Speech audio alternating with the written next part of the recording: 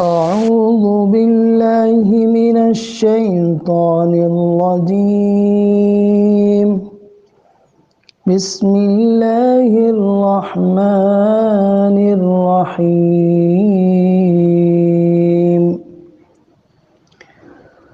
وما أرسلنا قبلك من المرسلين إلا إنهم ليأكلون الطعام ويمشون في الأسواق وجعلنا بعضكم لبعض فتنة أتصبرون وكان ربك بصيرا. وقال الذين لا يرجون لقاءنا لولا أنزل علينا الملائكة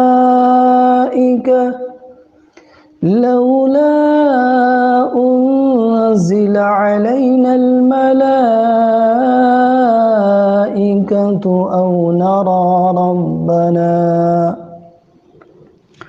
لقد استكبروا في أنفسهم وعتوا عتوا كبيرا. يوم يرون الملائكة لا بشرى يومئذ للمجرمين ويقولون حجرا محجورا. وما أرسلنا قبلك من المرسلين إلا إنهم ليأكلون الطعام ويمشون في الأسواق. اور ہم نے آپ سے پہلے رسولوں میں سے جن کو بھی بھیجا وہ کھانا بھی کھاتے تھے اور بازاروں میں چلتے پھرتے بھی تھے. وَجَعَلْنَا بَعْضَكُمْ لِبَعْضٍ فِتْنَةً، اور ہم نے تم کو ایک دوسرے کے لیے آزمائش بنایا ہے. اتصبرون، تو کیا تم صبر کرتے ہو؟ وَكَانَ رَبُّكَ بَصِيرًا، اور تمہارا رب سب دیکھ رہا ہے. وَقَالَ الَّذِينَ لَا يَرْجُونَ لِقَاءَنَا لَوْلَا أُنزِلَ عَلَيْنَا الْمَلَائِكَةُ أَوْ نَرَى رَبَّنَا، اور ان لوگوں نے کہا جو ہم سے ملاقات کی امید نہیں رکھتے، یعنی جن کو ہمارے دربار میں حاضری کا کوئی اندیشہ نہیں ہے، پیشی کا کوئی اندیشہ نہیں ہے، وہ کہتے ہیں کہ ہمارے اوپر فرشتے کیوں نہیں اتارے گئے. لولا انزل علینا الملائکہ او نرى ربنا، کہتے ہیں کہ ہمارے اوپر فرشتے کیوں نہیں اتارے گئے، یا ہم اپنے رب ہی کو دیکھتے. او نرى ربنا، یا ہم اپنے رب ہی کو دیکھتے. لقد استكبروا في انفسهم وعتوا عتوا كبيرا، انہوں نے اپنے جی میں اپنے آپ کو بہت بڑا سمجھا اور بڑی اکڑ دکھائی ہے، یعنی انہوں نے یقیناً اپنے دلوں میں بڑا گھمنڈ کیا اور انہوں نے بڑی سرکشی کی. یوم یرون الملائکۃ لا بشرى یومئذ للمجرمین ویقولون حجرا محجورا، جس دن فرشتوں کو دیکھیں گے اس دن مجرموں کے لیے کوئی خوشخبری نہیں ہوگی، اور وہ کہیں گے پناہ پناہ پکار اٹھیں گے. وَيَقُولُونَ حِجْرًا مَحْجُورًا، اور پناہ پناہ پکار اٹھیں گے. عزیز طالبات، سورہ فرقان کی آیت نمبر 20، آیت نمبر 21 اور آیت نمبر 22 میں نے آپ کے سامنے تلاوت کی اور اس کا ترجمہ کیا. جیسا کہ گزشتہ آیتوں میں ہم نے یہ بتایا تھا آپ کو کہ یہاں کفار و مشرکین کے وہ اعتراضات جو وہ نبی کے سامنے کر رہے تھے قرآن کے متعلق اور رسول کے متعلق جو اعتراضات وہ کر رہے تھے، ان کا ایک جواب تو وہاں دیا گیا کہ یہ قرآن اس نے اتارا ہے کہ جو آسمانوں کے بھید اور زمین کے بھید کو جانتا ہے، وہاں مجمل اور اس کی کوئی تفصیل وہاں نہیں تھی۔ یہاں سے اس سے پہلی آیت میں بھی ایک ان کے اعتراض کا جواب آیا تھا، تو یہاں سے اللہ تعالیٰ اس کا تفصیلی جواب دے رہا ہے۔ ان کا ایک اعتراض یہ تھا کہ اگر یہ اللہ کے رسول ہوتے تو ان کے پاس دولت کے خزانے ہوتے، بہت بڑی جائیداد اور باغات ہوتے، کہ ان کے پاس کوئی کمانے کی کوئی ان کو فکر نہ ہوتی۔ تو اس کا جواب یہ دیا گیا تھا کہ ایسا کر دینا اللہ کے لیے کوئی مشکل بات نہیں ہے کہ وہ اپنے رسول کو دولت کے خزانے دے دے، بڑی سے بڑی حکومت و سلطنت کا مالک بنا دے، جیسا کہ اس نے ایسا کر کے دکھایا۔ حضرت داؤد کو، حضرت سلیمان کو بہت دولت سے نوازا اور دنیا پر حکومت ایسی دی کہ جس کی کوئی مثال نہیں ہے۔ تو اللہ تعالیٰ تو اپنی قدرت کاملہ کا اظہار کرتا رہتا ہے، لیکن اس نے آخری نبی کو کچھ حکمتیں ہیں اس کی، جس کی بنیاد پر اللہ تعالیٰ نے ان کو اس حالت میں رکھا ہے۔ بہت سی اس کے پیچھے حکمتیں ہیں اللہ تعالیٰ کی۔ اور انبیاء علیہ السلام کو اللہ تعالیٰ فقر و فاقے میں رکھتا ہے، تو اس کی بہت سی مصالح ہیں، بہت سی حکمتیں ہیں، اور اس میں بھی وہ اس حالت پر مجبور نہیں ہوتے کہ اگر وہ چاہیں تو اللہ تعالیٰ ان کو بڑا مالدار اور صاحب جائیداد بنا سکتا ہے، مگر اللہ تعالیٰ نے ایسا نہیں کیا۔ اور وہ خود بھی مال و دولت میں ان کو کوئی دلچسپی نہیں رکھتی، وہ فقر و فاقے ہی کو اپنے لیے پسند کرتے ہیں۔ تو یہ ایک گزشتہ آیت میں بات پیش کی گئی تھی۔ اب یہاں ایک دوسرا اعتراض ان کا یہ تھا جو وہاں کیا گیا تھا آیت نمبر 7 میں، کہ یہ کیسا نبی ہے جو بازاروں میں مالی حضر الرسول یاکل الطعام ویمشی فی الاسواق۔ یہ ان کا ایک اعتراض تھا کہ یہ کیسا رسول ہے جو بازاروں میں کھاتا ہے اور پیتا ہے۔ تو ان کے اس اعتراض کا یہاں پر جواب دیا گیا کہ اللہ کا رسول انسان ہی ہو سکتا ہے، فرشتہ نہیں ہو سکتا۔ اور ان کا اعتراض یہ تھا کہ کوئی فرشتہ ہونا چاہیے تھا، انسان رسول نہیں ہو سکتا۔ تو یہاں پر اس کا قرآن نے جواب دیا ہے، اور قرآن میں جگہ جگہ اس کے جوابات اللہ تعالیٰ نے دیے ہیں۔ اور یہاں یہ بات کی گئی ہے کہ فرمایا کہ وما ارسلنا قبلک من المرسلین، کہ ہم نے آپ سے پہلے بھی جو بھی رسول بھیجے ہیں وہ بھی کھانا کھاتے تھے اور اسی طرح بازاروں میں چلتے تھے۔ کہ فرمایا اگر تم بشر ہو، کھانا بھی کھاتے ہو اور بازاروں میں لین دین کے لیے بھی تمہیں جانا پڑتا ہے، تو اس میں کوئی ایسی بات نہیں جو منصب رسالت کے خلاف ہو، اس لیے کہ تم سے پہلے جتنے رسول بھی ہم نے بھیجے ہیں وہ سب بلا استثناء کھانا بھی کھاتے تھے اور بازاروں میں عام آدمیوں کی طرح چلتے پھرتے بھی تھے۔ تو قرآن کا یہ جواب بالکل واضح ہے، اس لیے کہ جو اعتراض کرنے والے ہیں وہ حضرت ابراہیم کو مانتے تھے، حضرت اسماعیل کو مانتے تھے، اور بھی بہت سے انبیاء کو مانتے تھے وہ، اور وہ سارے انبیاء جتنے کو جن کو مانتے تھے سب کو بشر ہی وہ تسلیم کرتے تھے۔ تو قرآن ان کو یہاں ان کے اعتراض کا جواب دے رہا ہے کہ جتنے انبیاء کو تم ان سے پہلے مانتے ہو، تاریخ میں جتنے انبیاء گزرے ہیں اور تم ان سے بے خبر نہیں ہو، تمہارے یہاں اہل کتاب ہے، ان سے پوچھ لو جا کے، وہ تمہیں بتا دیں گے اگر تمہیں واقف نہیں، ان سے معلومات نہیں ہے ان کے بارے میں۔ تو سب بازاروں میں چلنے پھرنے کی ضرورت جن کو پیش آتی تھی وہ جاتے تھے۔ تو ہم نے جتنے رسولوں کو بھیجا ہے سب کھانا کھاتے تھے، اس لیے کہ انسان تھے، انسان کو بھوک لگتی ہے، انسان کو پیاس لگتی ہے، انسان کو اپنے لین دین کے لیے بازار کا رخ بھی کرنا پڑتا ہے، اس کو بازار میں بھی جانا ہے۔ وہ انسان ہے تو جائے گا، اور فرشتہ ہوگا تو اس کو ان سب کی ضرورت ہی نہیں رہے گی۔ اللہ تعالیٰ نے فرمایا کہ ہم نے جتنے انبیاء بھیجے ہیں سب کھانا کھانے والے تھے، اس لیے کہ وہ انسان تھے اور سب بازاروں میں اپنے لین دین کے لیے جاتے تھے۔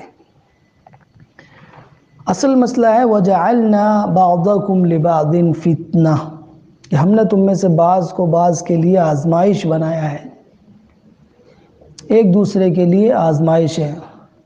مسلمانوں کی غربت ان کفار کے لیے فتنہ بن گئی ہے۔ وہ کہتے ہیں کہ جب تمام نعمتوں اور مال و جاہ کے وارث اور مالک ہم ہیں تو یہ دین اگر کوئی خدائی دین ہوتا تو وہ ان بیچارے فقیر اور پریشان حال مسلمانوں کو کس طرح ملتا؟ تو وہ لازماً یہ دین بھی ہمیں ہی ملتا۔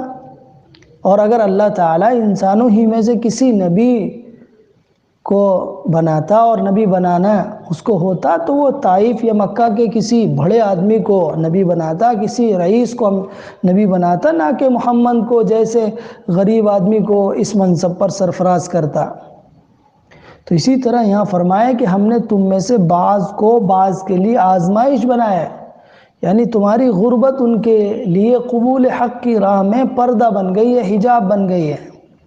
حق تو یہ تھا کہ وہ نعمت پا کر خدا کے شکر گزار بندے بنتے، لیکن یہ نعمت ان کے لیے استکبار کا سبب بن گئی، اور استکبار کے نشے میں، گھمنڈ کے نشے میں انہوں نے تمہاری پیش کردہ دعوت پر غور کرنے اور اس کو اختیار کرنے کے بجائے تمہارے اوپر اعتراضات کرنے شروع کر دیے اور تمہیں لعن طعن کا نشانہ بنا رہے ہیں۔ یہ اللہ کی طرف سے تمہارے صبر کا امتحان ہے۔ اتصبرون، کیا تم صبر کرتے ہو؟ تمہارے صبر کا امتحان ہے یہاں پر۔ تو اللہ تعالیٰ نے تمہیں بعض کو بعض کے لیے آزمائش قرار دیا ہے، یعنی مومنین کی آزمائش کفار کے ذریعے سے ہو رہی ہے اور کفار کی آزمائش مومنین کے ذریعے سے ہو رہی ہے۔ تو اہل ایمان سے خطاب ہے کہ یہ ہے مصلحت اللہ کی آزمائش کی، کیا تم صبر و استقامت اختیار کرو گے، قوت برداشت سے کام لو گے، آزمائش میں پورے اترنے کی کوشش کرو گے؟ اور یہ بھی یہاں بات یاد رکھنی چاہیے کہ جب اللہ تعالیٰ اس طرح فعل مضارع کے ذریعے سے بات کہتا ہے تو اس کے اندر امر کے معنی پیدا ہوتے ہیں، اور اس کے اندر ترغیب اور تشویق کے معنی ہوتے ہیں، اور اللہ تعالیٰ ابھارتا ہے۔ تو اس کے اندر یہ اتصبرون کا مطلب کیا تم صبر کرتے ہو، یعنی صبر کرو، یہ مطلب ہوتا ہے۔ تم اس کو اس آزمائش میں کھڑے رہو، جمے رہو۔ تو یہاں یہ بات اور بھی زیادہ واضح ہونی چاہیے کہ یہ خطاب یہاں پر عام ہے کہ اللہ غنی کو فقیر کے ذریعے اور فقیر کو غنی کے ذریعے، تندرست کو بیمار کے ذریعے اور بیمار کو صحت مند کے ذریعے، نابینا کو بینا کے ذریعے اور بینا کو نابینا کے ذریعے آزماتا ہے۔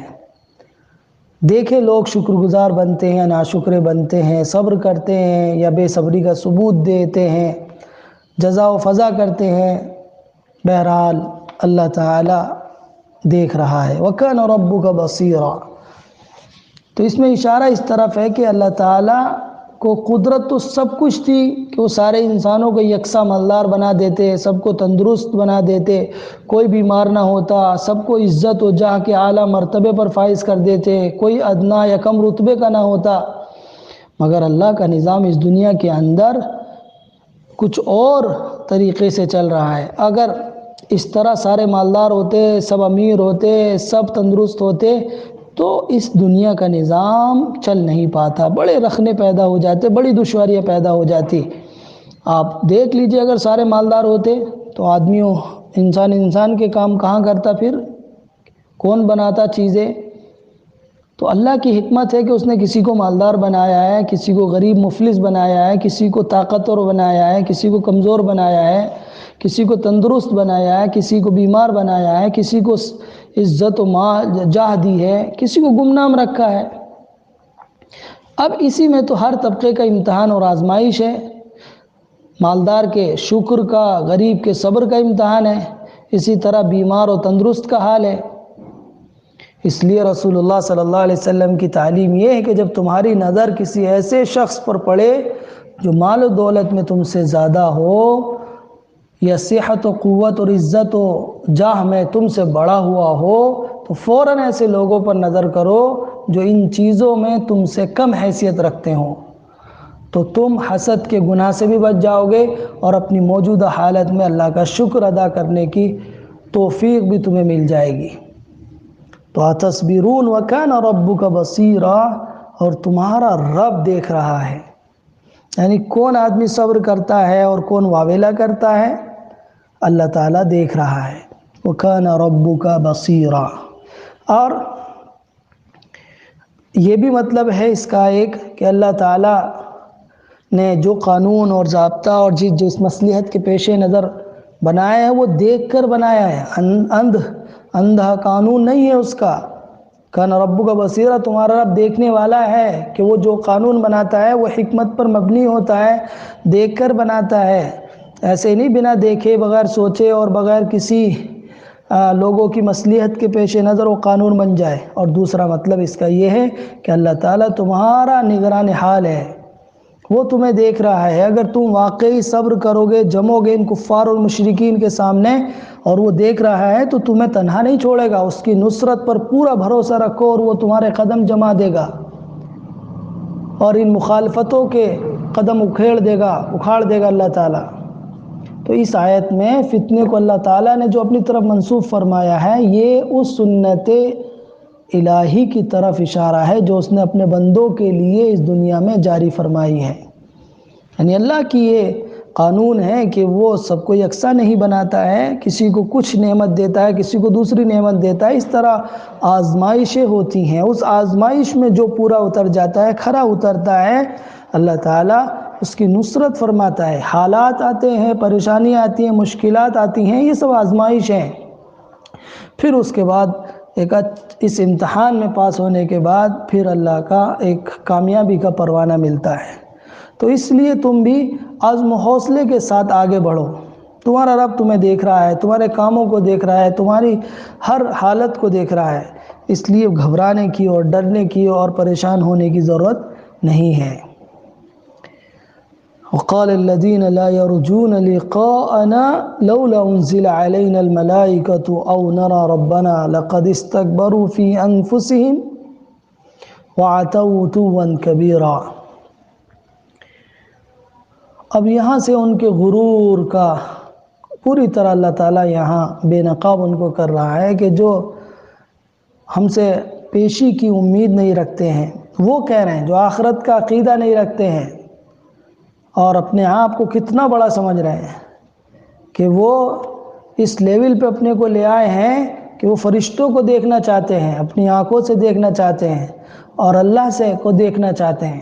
یعنی وہ ایمان تب لائیں گے جب اللہ کو دیکھ لیں گے، وہ ایمان تب لائیں گے تب فرشتوں کو دیکھ لیں گے۔ اتنے بڑے ہو گئے ہیں وہ، یعنی اپنے آپ کو اس لائق سمجھ رہے ہیں کہ ہم جو ہے اللہ کو دیکھ لیں۔ تو یہاں ان کے مطالبے کو اللہ تعالیٰ کس انداز میں پیش کر رہا ہے کہ اس گروہ کا مطالبہ یہ تھا کہ اگر محمد صلی اللہ علیہ وسلم کے پاس خدا کا فرشتہ آتا ہے جیسا کہ ان کا دعویٰ ہے، تو آخر ہمارے پاس فرشتے کیوں نہیں آتے؟ یا ایسا کیوں نہیں ہوتا کہ خدا بے حجاب ہو کر ہمارے سامنے آ جائے اور ہم اس کو دیکھیں؟ یہ مطالبہ ظاہر ہے کہ وہی لوگ کر سکتے تھے جو بالکل ہی سرفرے، مغرور اور گھمنڈی تھے اور پرلے درجے کے احمق ہوں۔ اس وجہ سے کہ ان کی اس احمقانہ بات کا جواب دینے کے بجائے ان کے اس غرور پر اللہ تعالیٰ نے ضرب لگائی ہے۔ فرمایا کہ ان لوگوں نے بڑی عقل دکھائی ہے، لقد استکبروا فی انفسہم، بڑی عقل دکھائی ہے کہ خدا اور فرشتوں کو دیکھنے کا مطالبہ لے کر اٹھ کھڑے ہو گئے ہیں۔ ان کو اندازہ نہیں کہ خدا اور فرشتوں کا دیکھنا کیا ہوتا ہے۔ خدا تو درکنار، جب وہ دن آئے گا جس دن یہ فرشتوں کو دیکھیں گے تو ان کے لیے کوئی اس کے اندر خوشخبری نہیں ہوگی۔ وَعَتَوْا عُتُوًّا كَبِيرًا، اپنے گھمنڈ میں چور ہیں۔ قرآن یہ کہتا ہے کہ فرشتوں کو دیکھنے کی بات کرتے ہیں، جس دن فرشتے کو دیکھنے کا دن آئے گا اس دن ان مجرموں کے حق میں کوئی خوشخبری نہیں ہوگی۔ یوم یرون الملائکۃ لا بشری یومئذ للمجرمین، اور جس دن وہ دیکھیں گے فرشتوں کو، اور فرشتوں کو دیکھنے کا دو ہی مطلب ہے، یا تو موت کے فرشتے ہوں گے اور یا پھر قیامت قائم ہوگی، اس کے بعد وہ فرشتے آئیں گے، تو ان کے لیے تو کسی طرح بھی کوئی بشارت نہیں ہوگی اس کے اندر۔ موت کا فرشتہ بھی ان کے لیے ان کی ہلاکت کا سامان لے کر آئے گا اور ان کا حساب کتاب شروع ہو جائے گا، اور چونکہ وہ مجرم ہیں ان کا اس کو بھگتنا ہے، اور پھر قیامت میں بھی وہ جو فرشتے ان کو آئیں گے وہ بھی ان کو عذاب میں مبتلا کرنے کے لیے ہی آئیں گے۔ تو جب وہ فرشتوں کو دیکھیں گے تو ان کو سمجھ میں آئے گا، یہ فرشتے فرشتے چلا رہے ہیں کہ اپنے آپ کو اتنا بڑا سمجھ رہے ہیں کہ فرشتوں کو دیکھنا چاہتے ہیں، تو قرآن کہتا ہے یوم یرون الملائکۃ لا بشری یومئذ، اس دن کوئی خوشخبری نہیں ہوگی ان مجرموں کے لیے۔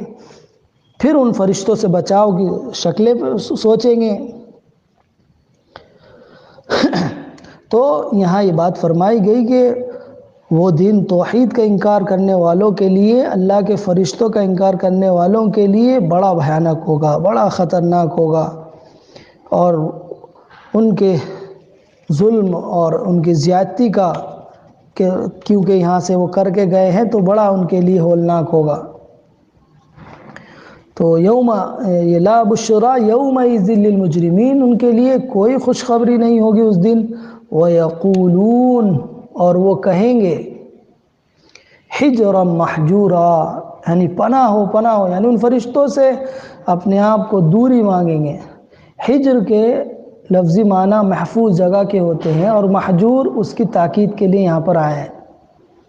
یہ لفظ محاورہ عرب میں اس وقت بولا جاتا تھا جب کوئی مصیبت سامنے ہو، اس سے بچنے کے لیے لوگوں سے کہتے تھے کہ پناہ پناہ، یعنی بالکل اسی طرح جیسے ہم معاذ اللہ بولتے ہیں، تو ہمیں اس مصیبت سے پناہ دو۔ تو قیامت کے روز بھی جب کفار فرشتوں کو سامنے عذاب لاتے ہوئے دیکھیں گے تو دنیا کی عادت کے مطابق یہ لفظ کہیں گے کہ اللہ ہمیں کوئی بچا لے، ہمیں کوئی بچا لے، ہمیں کوئی بچا لے۔ یہ بہت فرشتے چلا رہے تھے، جب فرشتے آئیں گے تو پھر ان سے بچیں گے اور بچنے کی درخواست کریں گے، اور ان سے کوئی بچانے والا ان کو نہیں ہوگا۔ تو یہ حجرہ محجورہ ایک سخت پردہ اور اوٹ کے ہیں، اور اس میں وہ اللہ سے اور لوگوں سے اور استعاذہ طلب کریں گے، پناہ طلب کریں گے، لیکن وہاں کوئی پناہ ملنے والی نہیں ہوگی۔ تو آیت نمبر 22 تک ہی آج ہم رکھتے ہیں، کل انشاءاللہ اور مزید اس کے بعد پڑھیں گے، اسی سے متعلق آیات ہیں آگے بھی۔ والسلام علیکم ورحمۃ اللہ وبرکاتہ۔